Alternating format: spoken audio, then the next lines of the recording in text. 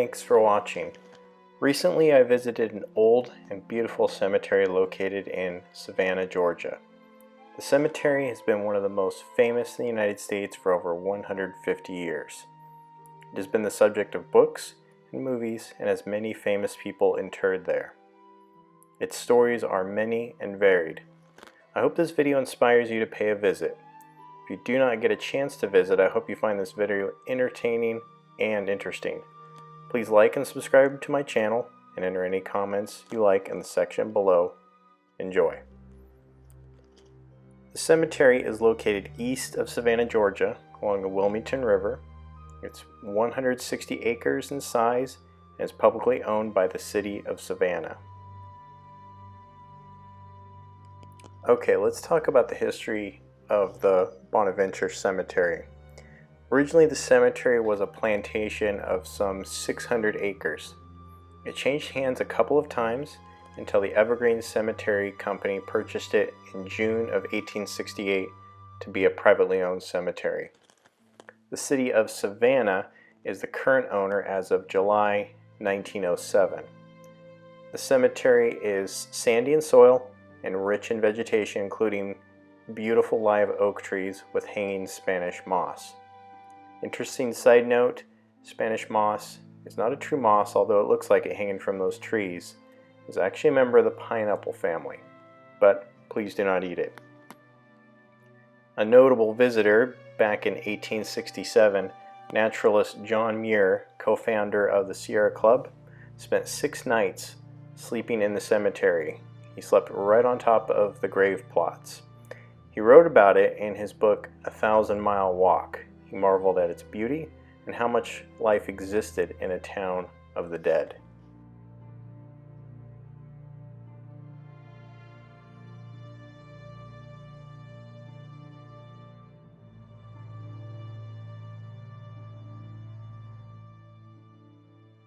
There are several reasons that this particular cemetery is famous, all the way from notable interments to book covers.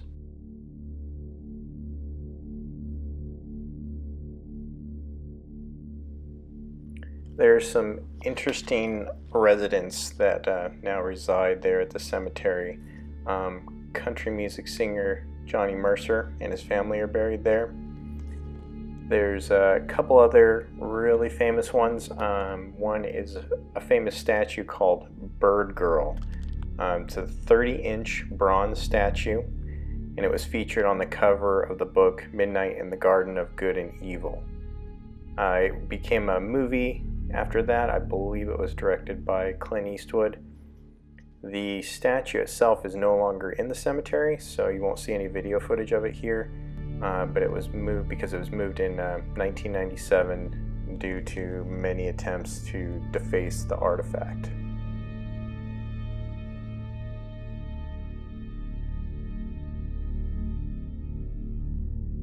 Certainly one of the saddest tales of the residents is that of Gracie Watson. Gracie was a 6-year-old girl who moved down to Savannah with her parents in the 1880s. Her dad landed a job with a local prestigious hotel. Historians say that it didn't take long before the jovial and outgoing little girl would warm the hearts of the visitors to the hotel. Patrons of the hotel recalled how she would dance in the lobby or put on little shows for the guests.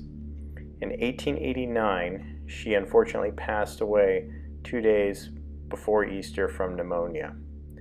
Her heartbroken family had her buried in the family plot in Bonaventure Cemetery. The family commissioned a sculptor to sculpt a statue of the little Gracie from nothing more than a photograph. Apparently, the likeness is remarkable. The saddest part of the story is that her parents are not buried in the family plot with her. Only wrought iron fencing surrounds her currently. Her parents moved back up to New England not long after her death, where they live out the rest of their days, buried finally in Boston.